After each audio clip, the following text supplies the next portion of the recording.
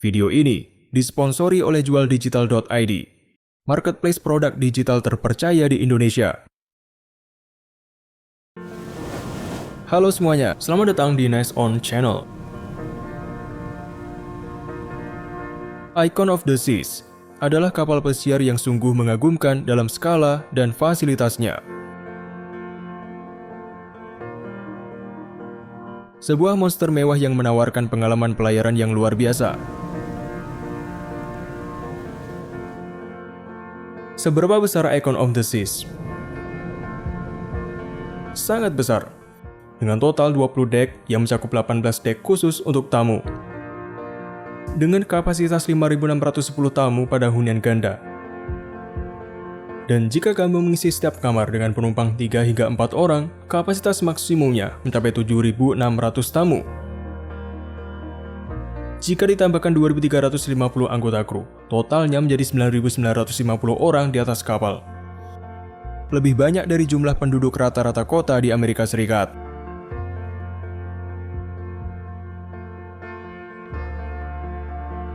Kapal ini dilengkapi dengan 7 kolam renang, 9 whirlpool, dan 6 water slide yang memecahkan rekor.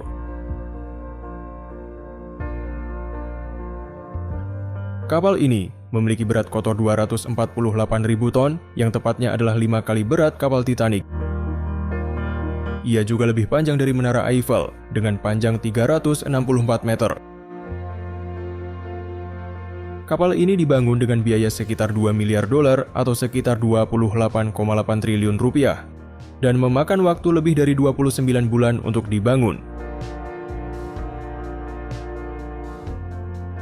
Ada 8 neighborhood atau lingkungan di kapal, mirip dengan konsep neighborhood yang diperkenalkan oleh kelas Oasis. Salah satunya adalah Thrill Island, yang menawarkan taman air dengan berbagai seluncuran air, seperti Pressure Drop, Vault, Storm Surge, Hurricane Hunter, dan Storm Chasers. Taman air ini termasuk dalam biaya pelayaran dan menawarkan banyak opsi yang luar biasa untuk bersenang-senang. Dengan begitu banyaknya pilihan, ini menjadi area yang luar biasa untuk keluarga dan semua orang yang suka bersenang-senang di air.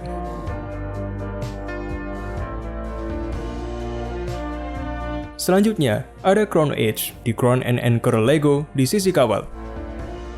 Ini adalah taman rintangan yang sebagian mirip Skywalk dan sebagian lagi wahana petualangan. Tetapi intinya adalah menguji keberanian para pengunjung. Peserta diikatkan dengan tali pengaman dan melalui lintasan berjalan. Terdengar keren, seperti taman rintangan darat, tetapi tiba-tiba lantai di bawah kamu akan jatuh, dan kamu akan kembali ke tempat aman 47 meter di atas laut. Bagi para pencari sensasi, Crown Edge mungkin menjadi pengalaman menarik untuk dicoba di kapal. Ada juga tempat seru lainnya, seperti flow rider, panjat tebing, mini golf, sport deck, dan tempat makan dan minum di bagian belakang kapal.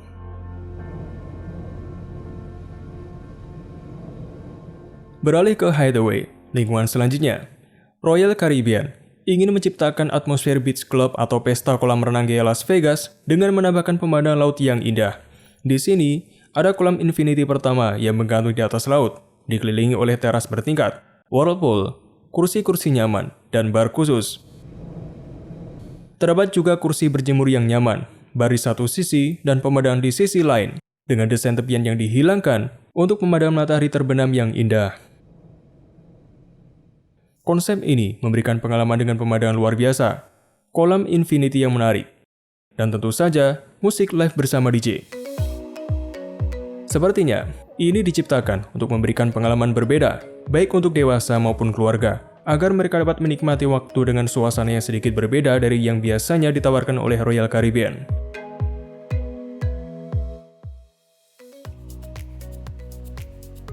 Berlanjut ke zona berikutnya, Chill Island. Nama Chill Island diambil dari Perfect Chill Island dan dirancang sebagai pengalaman dek kolam yang tinggi. Terdapat 7 kolam renang di kapal ini dengan whirlpool, water loungers, dan pemandangan yang menakjubkan. Dari 4 kolam renang di Chill Island, termasuk Swim and Tonic, sebuah swim up bar pertama di laut, Royal Bay Pool, atau kolam terbesar di laut, serta Chill Island Serene Infinity Edge Cove Pool dan Icon of the Seas dengan kursi santai air. Terdapat 7 kolam renang di kapal ini dengan pusaran air, kursi santai air, dan pemandangan yang menakjubkan. Menariknya, tidak ada solarium di Icon of the Seas. Sebagai gantinya, ada Cloud 17. Area khusus dewasa dengan kolam renang terpencil, pusaran air, dan akses pribadi ke bar Lamb and Coconut.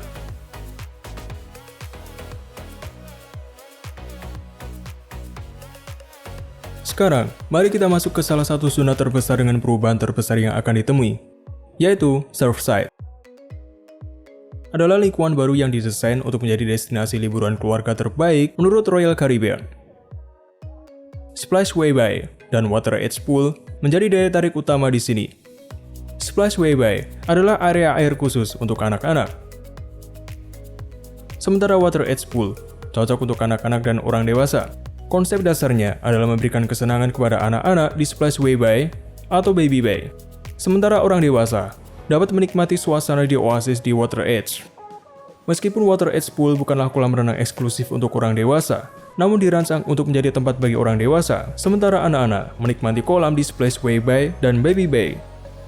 Water Edge Pool menawarkan pemandangan samudera tanpa batas dan berlokasi di bagian belakang kapal.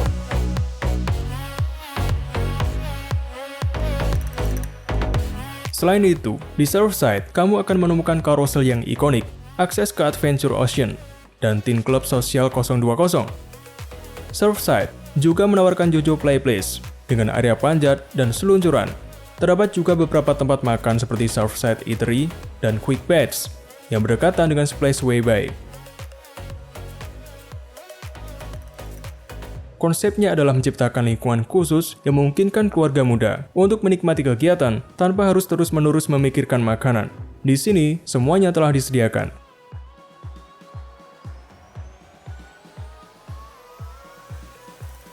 Tentu saja, dekorasi dan seni yang sangat berwarna hadir dengan tambahan sugar beach dan area permainan lainnya di arcade.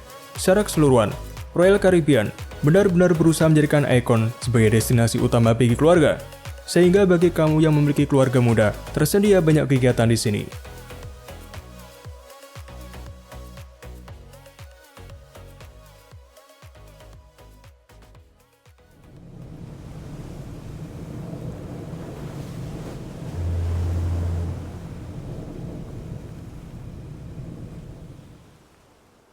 Fitur baru yang menarik di Icon of the Seas adalah Aquadome, lingkungan teratas kapal yang menggantikan fungsi solarium di kapal pesiar Royal Caribbean lainnya.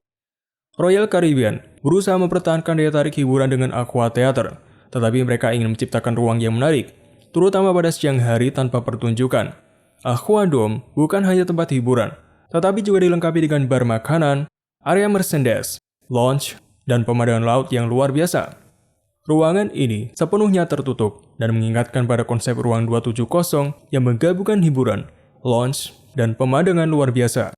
Perbedaannya, Aquadome berada di bagian depan kapal dan mencakup Aqua Theater, fitur yang sangat populer di kapal-kapal kelas Oasis.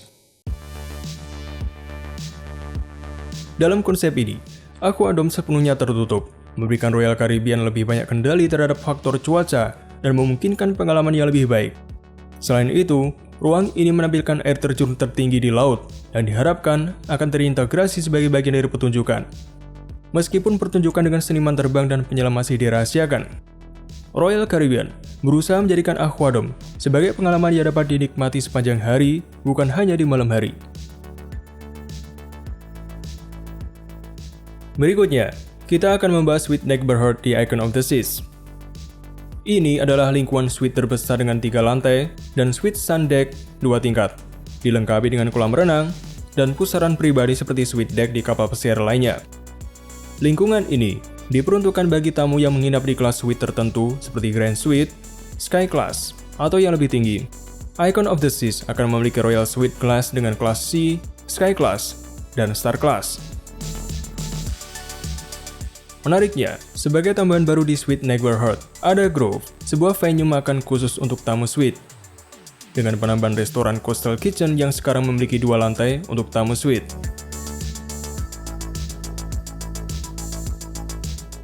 Lanjut ke Royal Promenade, dan Royal Caribbean mengubah konsepnya.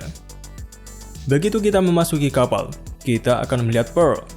Di dalam Pearl, dilengkapi dengan panel khusus yang dapat menciptakan berbagai efek.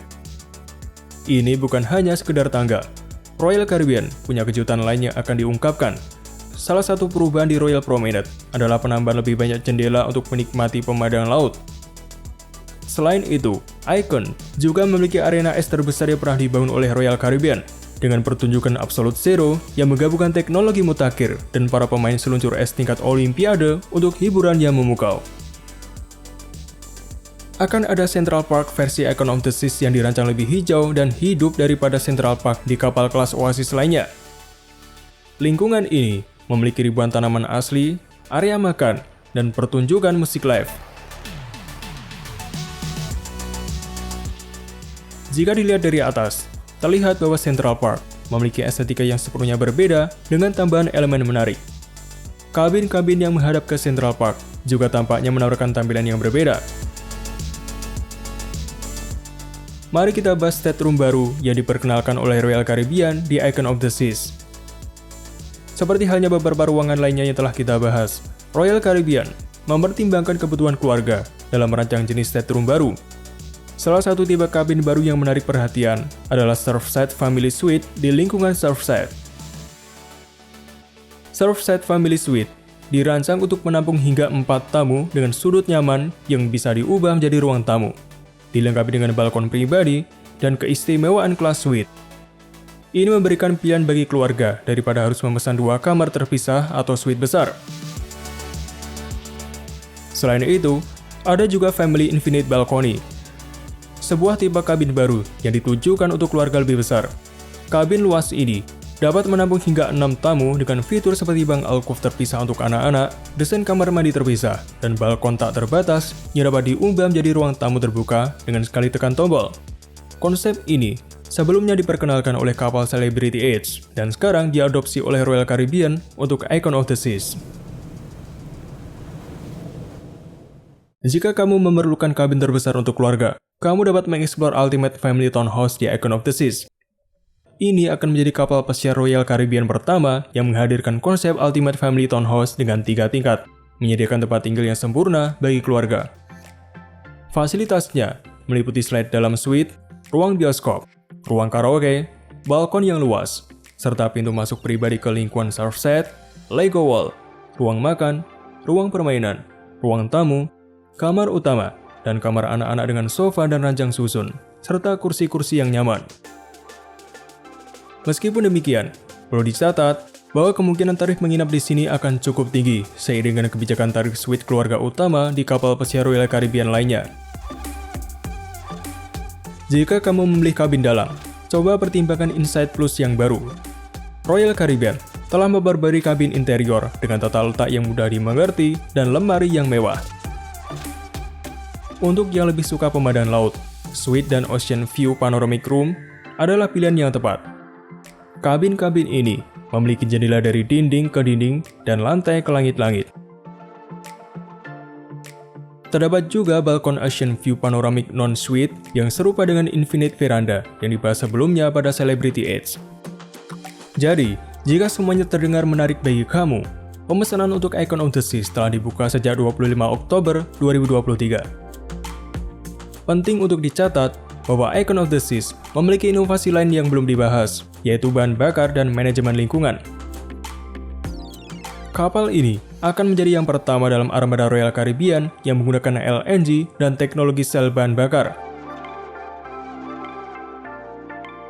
Dengan 6 mesin LNG, Icon of the Seas mengoptimalkan energi untuk mengurangi konsumsi bahan bakar dan emisi. Sistem pengolahan air limbah yang memenuhi standar regulasi tinggi juga hadir di kapal ini. Sebanyak 90% air tawar di kapal dihasilkan melalui proses desalinasi. Dan manajemen limbah bebas sampah akan memastikan pendauran ulang dan penggunaan kembali. Ini menunjukkan komitmen Royal Caribbean tidak hanya pada kesenangan keluarga, tetapi juga pada tanggung jawab lingkungan.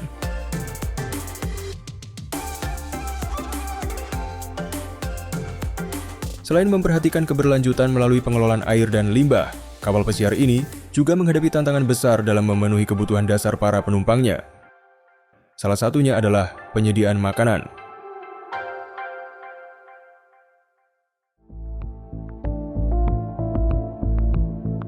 Setiap pekan, lebih dari 6.600 orang berlibur di atas kapal pesiar terbesar di dunia.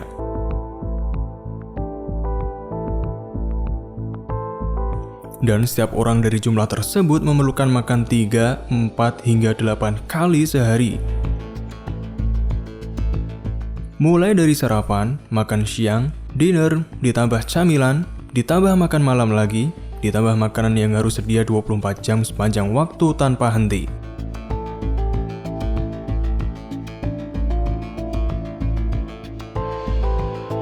Dapur kapal pesiar beroperasi 24 jam, 7 hari seminggu. Dapur kapal ini dikelola oleh tim kuliner dengan jumlah lebih dari 1.000 orang. Mereka menyajikan lebih dari 30.000 hidangan setiap hari.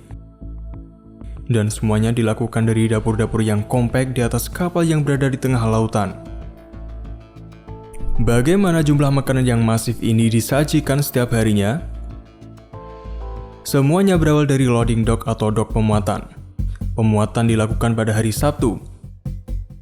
Ini adalah hari pergantian, di mana semua makanan baru diantarkan ke dek kedua. Tempat ini sangat sibuk. Bayangkan saja seorang inventory manager harus memesan stok makanan untuk 23 restoran yang ada di kapal dengan anggaran belanja sebesar $1 juta atau sekitar 15 miliar rupiah. Jumlah anggaran ini hanya untuk 7 hari makan. Artinya, setiap hari kapal ini menghabiskan sekitar 2,14 miliar rupiah hanya untuk makanan. Jumlah ini lebih besar ketimbang kapal induk yang menghabiskan sekitar 894 juta setiap harinya. Sebelum kita lanjut ke dapur kapal pesiar, mari kita bahas mengenai perkembangan teknologi artificial intelligence yang sangat pesat.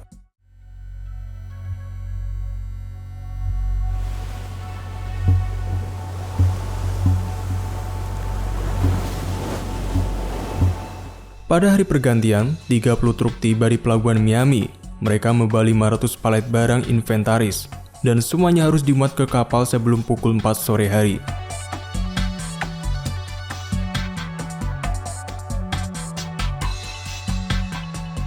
Setiap keterlambatan dalam operasi dapat menghambat keberangkatan kapal, yang mana juga akan menyebabkan kerugian yang besar. Lebih dari 272 ton makanan dan minuman dipersiapkan hanya untuk 1 minggu pelayaran. Dari loading dock kita menuju ke storerooms atau gudang. Setelah berada di kapal, semuanya dipindahkan melalui pintasan rahasia kapal. Pintasan ini disebut I-95 dan berjalan sepanjang seluruh panjang kapal di dek 2. Mereka akan memisahkan semua persediaan ke lokasi yang berbeda sesuai dengan jenis dan tujuan barang. Kapal memiliki sekitar 20 gudang yang berbeda, yang terbagi dalam freezer, kulkas besar, dan gudang kering.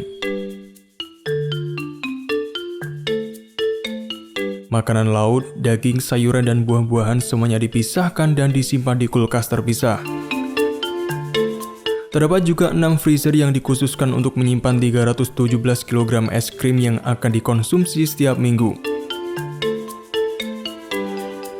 Barang makanan kering disimpan di dek pertama. Di dalamnya penuh dengan rempah-rempah, coklat, dan kopi. Dapat kamu bayangkan aroma wangi dari gudang ini.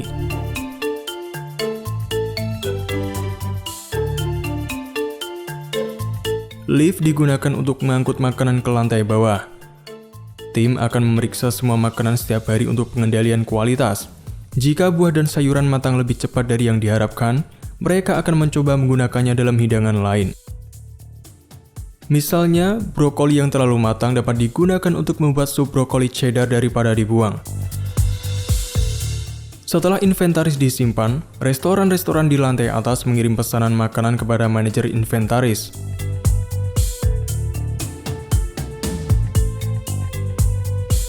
Koki-koki akan datang ke lantai bawah, mengambil pesanannya, dan membawa pergi untuk dimasak. Tahap selanjutnya akan berada di tangan seorang eksekutif chef.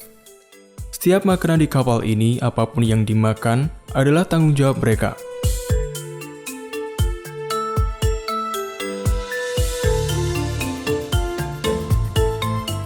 Tim umumnya terdiri dari 280 koki yang mengelola dapur selama 24 jam selama 7 hari. Setiap koki bekerja dalam shift dengan waktu 10 hingga 12 jam sehari. Kontrak biasanya berlangsung 4 bulan tanpa hari libur.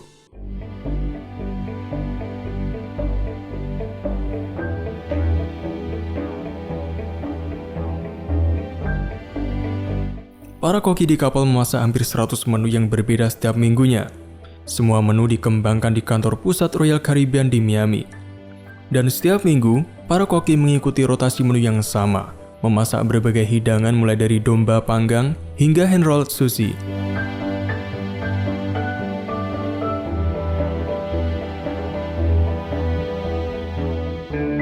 Makanan yang disajikan harus beragam agar cocok dengan penumpang dari berbagai negara yang berlibur di Symphony of the Seas dengan berbagai rentang harga. Semua masakan disiapkan di 36 dapur atau juga disebut sebagai galai di kapal. Terdapat 12 restoran khusus di kapal dengan biaya hingga $50 atau Rp750.000 per orang, dan setiap restoran memiliki dapur kecilnya sendiri. Di ruang yang sempit tersebut, para koki mempersiapkan menu yang sama setiap hari.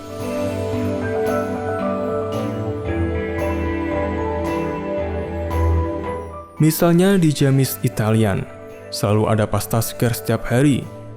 Di Hawk, ada lebih dari 2.000 ekor tiram disajikan di setiap pelayaran.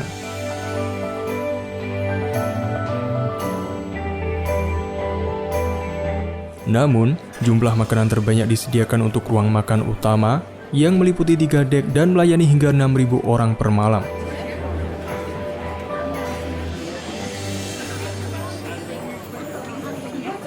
Makan di sini sudah termasuk dalam tiket, jadi kamu tidak perlu khawatir akan membayar lagi.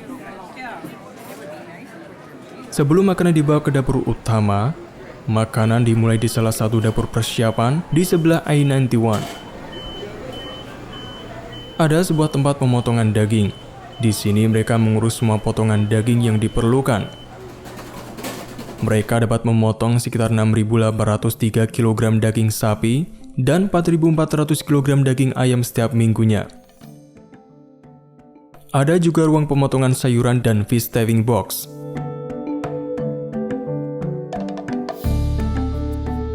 Lobster adalah hidangan paling populer di ruang makan utama.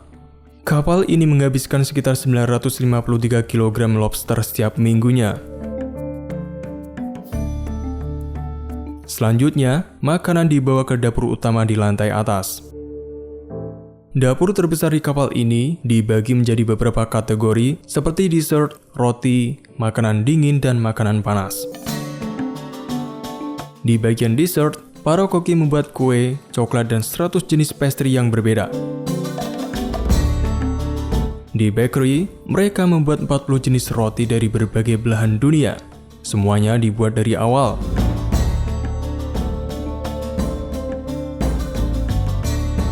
Namun, waktu paling sibuk dari dapur ini biasanya dimulai tepat sebelum waktu makan malam. Ada 6.000 penumpang yang lapar di ruang makan utama.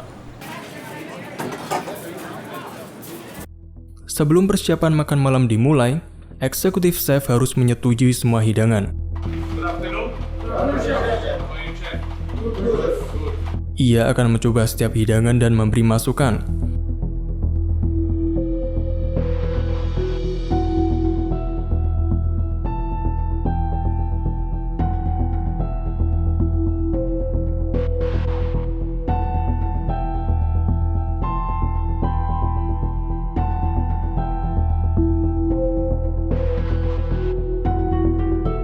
Para koki akan mencatat dan mulai memasak.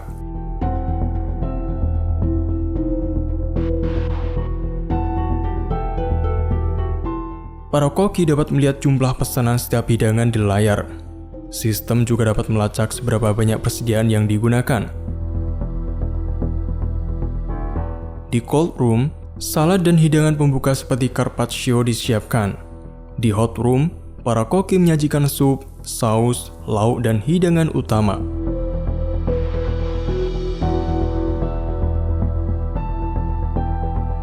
Akhirnya, Para pelayan akan mengantarkan hidangan-hidangan itu ke para penumpang yang telah lapar di ruang makan utama.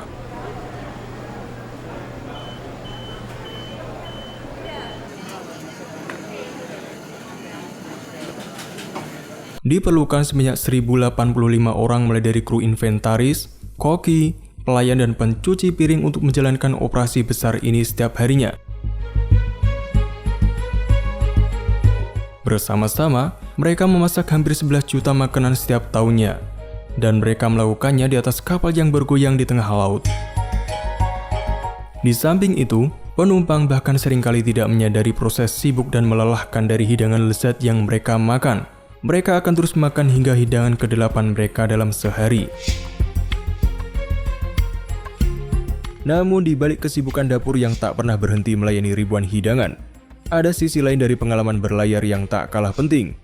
Bagaimana kapal pesiar menghadapi situasi darurat yang dapat menguji kesiapan dan keselamatan semua orang di dalamnya.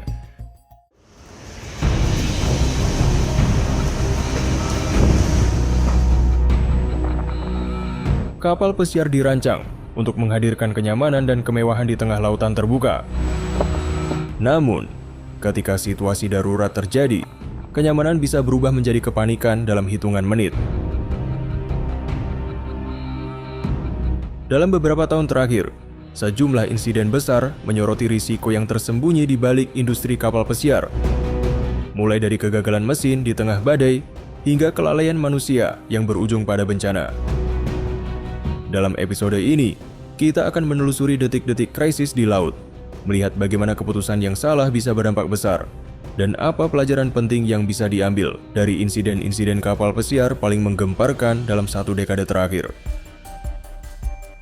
Salah satu insiden buruk yang pernah terjadi adalah evakuasi Viking Sky pada tahun 2019. Kapal pesiar mewah berkapasitas sekitar 900 penumpang tengah melalui badai kuat di Norwegia ketika gelombang setinggi 25 meter menabrak kapal. Cruise ship, an investigation is underway into why it set sail at all, despite warnings of dangerous weather. Hantaman gelombang yang kuat menyebabkan pompa minyak rusak dan otomatis mematikan semua mesin. Tanpa stabilisasi, lautan yang keras membuat kapal goyang dari sisi ke sisi, membuat semua benda di dalamnya ikut bergerak. Ini menjadi pengalaman yang sangat menakutkan bagi para penumpang.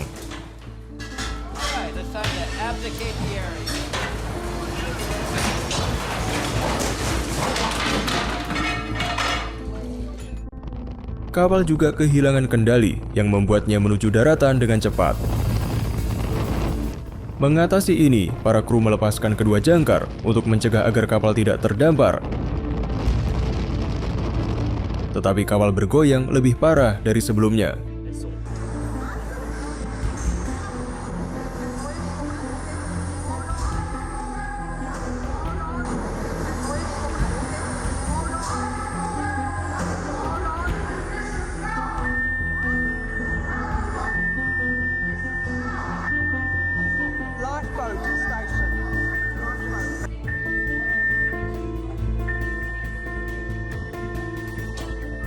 Kapal akhirnya memanggil bantuan dan memerintahkan evakuasi para penumpang. Dalam kondisi seperti ini, melepaskan skoci sangat sulit karena kondisi lautan yang cukup keras.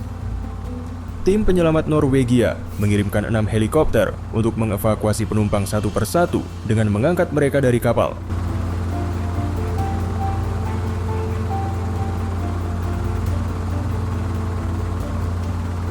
Dalam beberapa jam, lebih dari setengah penumpang berhasil dievakuasi dalam 30 kali penerbangan helikopter.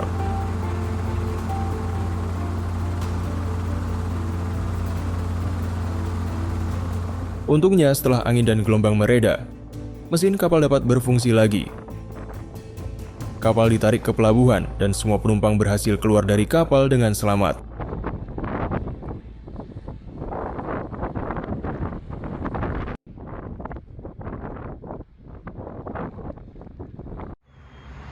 Kebakaran juga menjadi bahaya besar di atas kapal pesiar.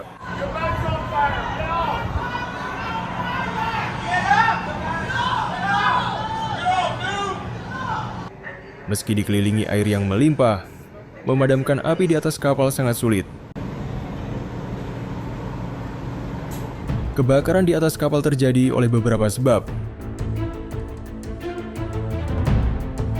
Ada kebakaran yang disebabkan oleh kelalaian penumpang yang merokok di tempat terlarang, kebakaran di dapur kapal, dan kebakaran pada mesin kapal.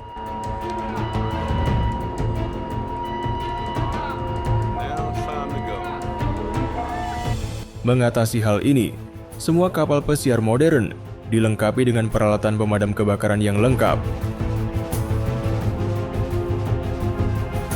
Meski begitu, beberapa kapal pesiar yang lebih tua diketahui berpotensi mengalami kebakaran pada mesin kapal.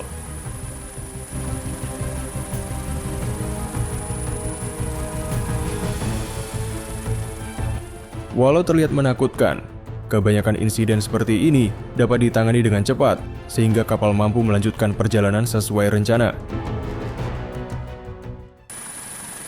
Dalam beberapa kasus, pemadaman kebakaran membutuhkan waktu yang lebih lama. Seperti yang pernah terjadi pada Carnival Triumph. Sebuah kapal yang terdampar di laut selama 5 hari tanpa toilet yang berfungsi dan dengan daya yang terbatas.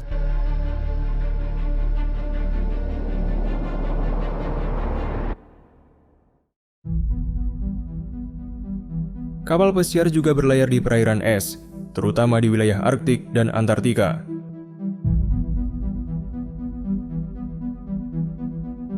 Di perairan es, kapal harus selalu waspada terhadap adanya bongkahan es yang mungkin terlihat kecil, namun di baliknya ternyata adalah sebuah gunung es.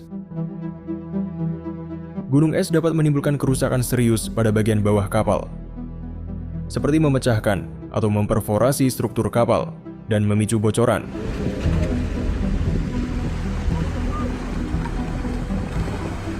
Bahkan, sebuah tabrakan dengan gunung es yang cukup besar bisa menyebabkan kapal tenggelam.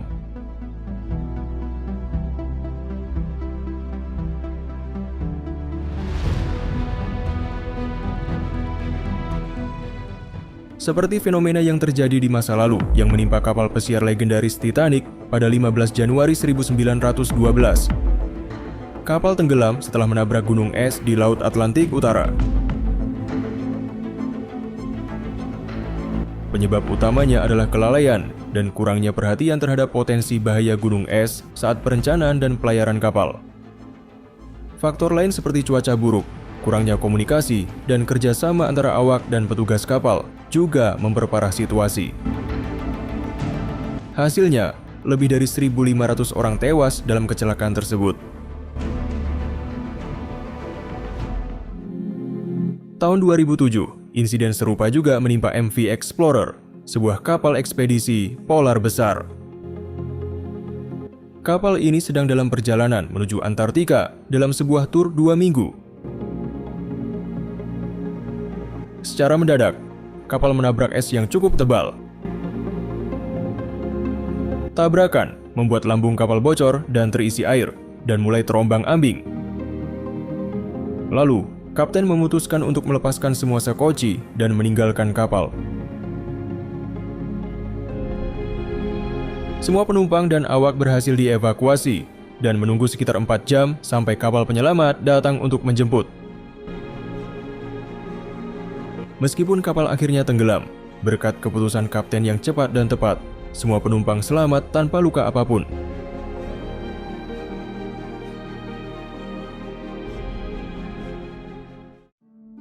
Meski kapal dioperasikan dengan prosedur dan disiplin yang ketat, tetap saja human error atau kesalahan manusia dapat terjadi dan menyebabkan kapal mengalami masalah serius yang dapat merenggut nyawa.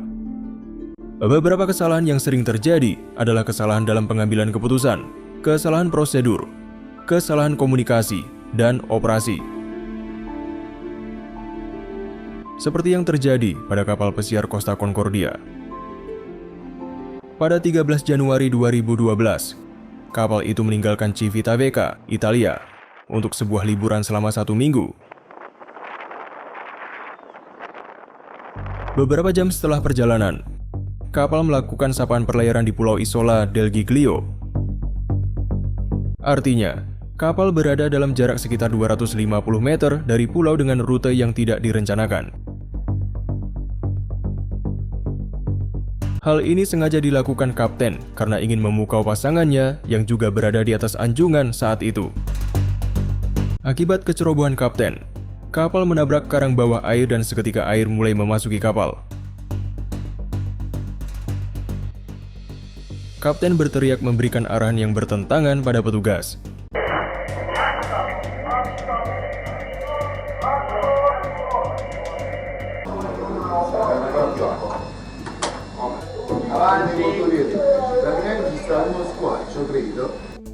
Di saat yang sama, para penumpang mulai berbaris di sekoci untuk menyelamatkan diri. Namun, kapten terlihat tidak peduli dan menunda peluncuran sekoci selama 15 menit.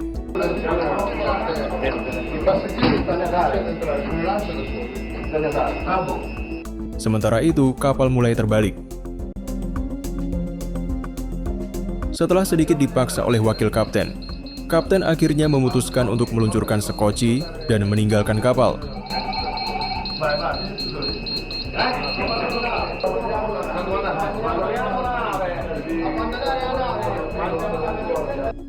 Sementara kebanyakan penumpang berhasil naik ke sekoci dan melarikan diri ke daratan. Beberapa masih terjebak di dalam kapal. Yang memalukan, kapten menjadi salah satu yang pertama meninggalkan kapal dan mengklaim ia tidak sengaja jatuh ke sekoci. Coast Guard Italia yang bertanggung jawab atas misi penyelamatan tidak puas dengan tindakan Kapten Scatino.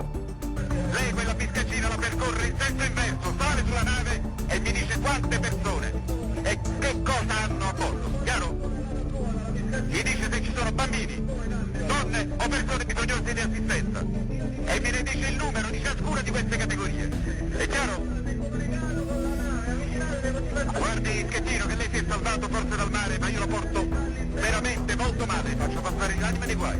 Vado a bordo, cazzo! Comandante, per cortesia. Che sta facendo, comandante? Sto qua per coordinare i soccorsi. Che sta coordinando lì? Vado a bordo, mi coordini i soccorsi da bordo. Lei si rifiuta? No, non mi sto rifiutando. Lei si sta rifiutando di andare a bordo, comandante? No, e mi dica qual è il motivo per cui non ci va. Sto andando perché ci sta l'altra lancia che si è fermata. Lei vada a bordo, è un ordine. Però ma ti rende conto che è buio e che qua non vediamo nulla? E che vuole tornare a casa, Schettino? È buio, vuole tornare a casa? Salga sulla prua della nave tramite la biscacina e mi dica ora. Kapten Scatino tidak pernah kembali ke kapal. Sebanyak 32 orang akhirnya kehilangan nyawa.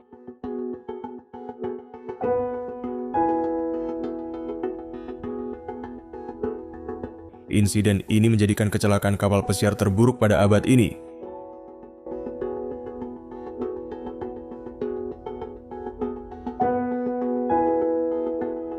Tentu ini adalah peristiwa yang mengerikan.